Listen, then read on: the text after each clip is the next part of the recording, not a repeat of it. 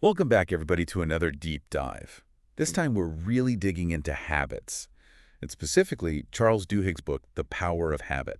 Oh, yeah, this is a good one. I know you guys have been reading along with us, so we're going to skip all those, basic summaries and jump right into the good stuff. Right into it, yeah. How can we actually use this to make you a better educator? Exactly. So we got to start with something pretty familiar, right? The habit loop. Yes. It seems so simple, but have you thought about how this is playing out every single day in your classroom? Not just with the students, but with your own teaching habits. It's really amazing how much we actually just do things on autopilot. We kind of fall into these patterns without even realizing it. Yeah, and that's the first step, right? Just recognizing it. Yeah. But then once you see it, then you can start to shape it. Right. It's like you become the architect of your own classroom that way. Exactly. And that's where it gets so powerful because Duhigg, in his book, he gives us the tools to understand how habits work, but also how to change them. And he doesn't just say, like, stop doing bad habits. Yeah. He's got a much more strategic approach, right? Absolutely. Like you're working with the brain instead of against it. Exactly. When we try to eliminate a habit completely, a lot of times we're fighting our own brain. Right. So what Duhigg suggests instead is a more strategic approach. He calls it modifying the routine. Oh, I got Think of it like redirecting a student's energy. Okay. Instead of trying to shut them down completely. You keep the trigger and the payoff, the cue, and the reward, in Duhigg's terms, but you guide the student towards a new behavior that's more productive. Yeah, so you're saying instead of trying to completely change what a student is doing, you can work with what's already there and sort of like guide them in a different direction. Precisely. Let's take procrastination, for example. Oh, yeah. A challenge that many educators face. The cue might be a big assignment. The routine is putting it off until the last minute. And the reward is the relief of finally getting it done, even if it's stressful. But instead of telling the student, just stop procrastinating, which is pretty vague and not that helpful, you can help them to modify that routine. Okay, so instead of that last-minute scramble, we need to give them a different way to get to that finish line. That's where understanding the reward is so key. Okay. Duhigg suggests breaking down big tasks into smaller chunks with incremental deadlines. Both are good. So instead of one massive deadline, the students have a series of mini deadlines. This shifts the routine from a frantic all-nighter to a series of manageable steps. So the reward then becomes like, oh, I finished that step instead of I finished the whole thing. Exactly. Less stressful. Much less stressful for everyone involved. It's a win-win. And it's not just about procrastination. This framework can be applied to all sorts of habits in the classroom, Oh, I bet. from improving focus during lectures to encouraging more active participation. This has given me so many ideas already. You guys listening, are you starting to see how you can really take control over things? It's not just theory, it's practical. Absolutely. And that's just scratching the surface. Oh, there's more. Oh, yeah. Duhigg goes even deeper by introducing the concept of keystone habits. Keystone habits. These are the habits that have a ripple effect. Ooh. They influence other areas of your life in a positive way. Think of them as the foundation for building a more productive and fulfilling teaching experience. So it's like if we can figure out what those keystone habits are and we start doing them, then it unlocks all this other good stuff. Exactly. And the beauty of it is these keystone habits are often quite simple. Good. Something as basic as establishing a regular planning routine like Duhigg did with his own teaching can have a profound impact on your overall effectiveness. So like taking some time every week to plan out lessons, plan out activities that can lead to less stress, better teaching, even better work-life balance. Exactly. By making that one change, you're not just improving one aspect of your teaching, you're creating a positive ripple effect across your entire professional life. It's like they say a stitch in time saves 9. There you go. Now it makes you wonder what other keystone habits are out there. We all have habits, but we don't always realize how powerful they are. This is just talking about our personal habits, right? Right. Duhigg also talks about how habits influence entire teams and organizations. You're absolutely right. In fact, he dedicates a whole section of the book to how organizations can leverage habits to achieve incredible results. It's amazing how these simple concepts can have such a huge impact. Yeah. From just our own behavior to like the entire culture of a school, a district, an organization. He has this really interesting example about Alcoa, Oh, yeah. this big aluminum company. Uh-huh. and how they completely transformed their safety record. Yeah, the CEO, Paul O'Neill, he basically decided that worker safety was going to be the #1 priority. Even above, like, profits and productivity. Even above that, and that actually created a ripple effect that ended up changing everything. So wait, by focusing on safety, they actually improved their overall performance. It might seem counterintuitive, but think about it. By emphasizing safety procedures and creating a culture where everyone was empowered to speak up about potential hazards, they actually ended up with a more engaged and proactive workforce.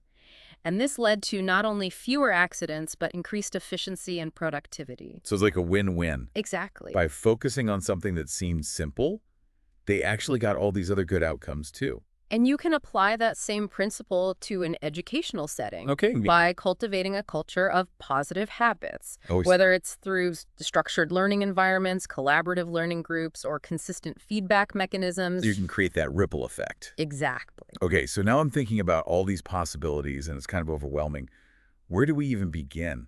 Well, Duhigg offers some really practical advice on how to translate all of this into action. Okay, good. He suggests starting with a simple but powerful exercise: observation. Observation. Before you can change a habit, you need to understand it. So it's like we become detectives in our own classroom. Yeah.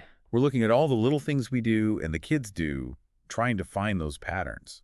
Right. Pay attention to how you structure your lessons, how you interact with students, even those little things that you do automatically before, during, and after class. What are the cues that trigger certain behaviors? What are the rewards that reinforce those behaviors? Once you start to see those patterns, then you can start to think about how to shift them.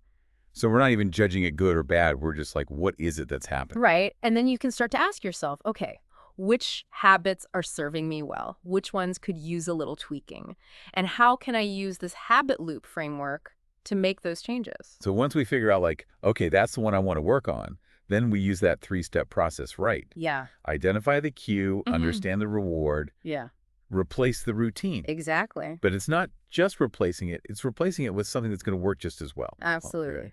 Let's say, for example, you want to encourage more active participation during your lectures. Yeah, that's a good one. Maybe the current routine is that students passively listen, or worse, they get distracted by their phones.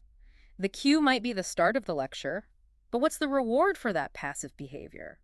Maybe it's the comfort of blending in or avoiding the risk of being wrong. Okay, so how do we make it so participating is more rewarding than just sitting there? You could try introducing interactive elements throughout the lecture, like quick polls, group discussions, even just asking more open-ended questions. This makes the lecture more engaging and gives students a chance to actively contribute. And the reward becomes? It could be the satisfaction of contributing to the discussion, the recognition of having their ideas heard, or even just the enjoyment of a more interactive learning experience. The key is to make the new routine more appealing than the old one. It's like we're rewiring the classroom, There you go. making new pathways for engagement and learning. And it's not just the students, right? We can use these same ideas for ourselves as teachers. Absolutely. So, for example, if I want to be better about grading papers, Mhm. I could make sure I have a certain time set aside to do it. Yeah. I could, close my door, put my phone away, and maybe I'll, give myself a little treat when I'm done with, stack of papers or something. Exactly. You're identifying the cue, changing the routine, and providing a reward for the desired behavior. I'm starting to get it. Good. But let's be realistic, change is hard. So how do we stay motivated and actually make this stuff stick? Well, that's where belief and social support come into play. Duhigg emphasizes that lasting change requires a belief in the possibility of transformation. So I can't just know how to do it. I have to believe I can actually do it. That's right. And he says there's 2 things that really help with that. Yeah, consistent repetition and surrounding yourself with people who support your goals. So it's like, okay, I need to do it over and over again, but I also need people who are cheering me on. Think of it like training for a marathon. You don't just wake up one day and run 26 miles. You start with small, achievable goals. You build up your endurance over time, and you surround yourself with a support system that encourages you along the way. So I need my cheering section. You got it. Okay, it's all starting to come together for me. Oh. It's not just about willpower or being really disciplined. It's understanding how this stuff works and then using that knowledge to make changes. And it's about recognizing that we're not alone in this process. We all have habits, we all struggle with change, and we all need support along the way. This has been such a good conversation. It has. We've gone way beyond just like the basics of the book and really thinking about how to use it. I hope you guys listening are feeling inspired and ready to take control. But before we go to our last part, I do want to acknowledge that it can feel overwhelming. Yeah, absolutely. It's one thing to talk about it. It's another to actually do it. Right. Change doesn't happen overnight. No, it's a process. It is. So instead of trying to do everything at once, maybe pick one habit you want to change. Yeah. Something specific, something you can actually achieve, and something that you really want to do. And you don't have to do it alone. No, talk to your colleagues, your friends, mentors, anyone who can offer support and encouragement. I love that. It's like having a buddy. And remember, every small step you take towards positive change is a victory worth celebrating. I love that. Yeah. Okay, so everybody listening right now, think about what's that one habit you're going to focus on. And when we come back, we'll share some tips on how to actually make that happen. All right, so we're back and ready to really put this stuff into practice. Time to turn knowledge into action. That's right. So we've identified a habit we want to work on. Now, how do we actually make it happen? Right. So for me, I've been thinking about this one. I really want to be better about giving feedback on student writing. Okay. You know, it's so important, but it always seems to fall to the bottom of the to-do list. That's a great example, and I know a lot of educators struggle with that. So what Duhigg suggests is breaking down the process into smaller steps, starting with a clear and specific goal. Okay, so instead of just saying, I want to be better, I need to say exactly what I'm going to do. Exactly. Instead of just saying, I want to be better about feedback, you might say something like, I will provide written feedback on at least 5 student essays every Tuesday afternoon. Okay, so it's specific, it's measurable. Right. I can actually see if I did it or not. Exactly. All right, so I've got my goal. Now what? Now think about your environment. Remember, our surroundings can have a huge impact on our habits. So ask yourself, what can I do to make it easier for me to give feedback on those essays? Okay, so maybe I need to like clear off a space on my desk so I can spread out and focus. Okay. And maybe put my phone on Do Not Disturb so I don't get any text messages or anything. Those are great practical steps. Now let's go back to the habit loop. You've got the queue, right, that stack of ungraded essays sitting on your desk, maybe tempting you to procrastinate. So now you need a new routine. Okay, so my new routine is Tuesday afternoon, I clear off my desk, Yeah. I put my phone away, and I sit down and I do those 5 essays. Perfect. Yeah. And what about the reward? Well- How can you make that new routine more satisfying than just procrastinating and avoiding the work? Well, instead of feeling relieved that I put it off, I can feel good that I'm helping my students. Okay. Maybe I'll even, give myself a little treat when I'm done with a certain number. Okay. All right, it's all starting to come together. My goal, my environment, my new routine. I've got my reward system. What's next? The last piece of the puzzle is belief. Belief. You have to believe that you can do this. You have to believe that change is possible. I have to believe that I can actually become the kind of teacher who gives great feedback all the time. Absolutely. And that belief is often strengthened by 2 things, social support and repetition. Okay. So first of all, don't go it alone. All right. Talk to a colleague. Find a buddy. A feedback buddy. There you go. Someone who can help you stay accountable. Someone who can offer encouragement when you need it. I like that. And the repetition part, that makes sense too, right? The more I do it, the easier it'll get. Exactly. It's like learning any new skill. It takes time and effort.